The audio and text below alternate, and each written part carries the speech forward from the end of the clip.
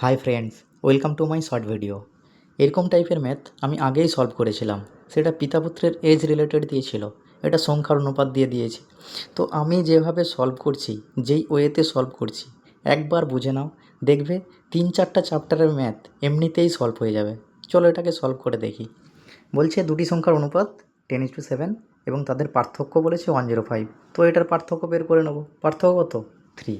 তো 3 এর ভ্যালু বলেছে 105। তো 1 এর ভ্যালু কত হবে? 35। 1 ইউনিট 35। তো কি বলেছে? সংখ্যা দুটির সমষ্টি।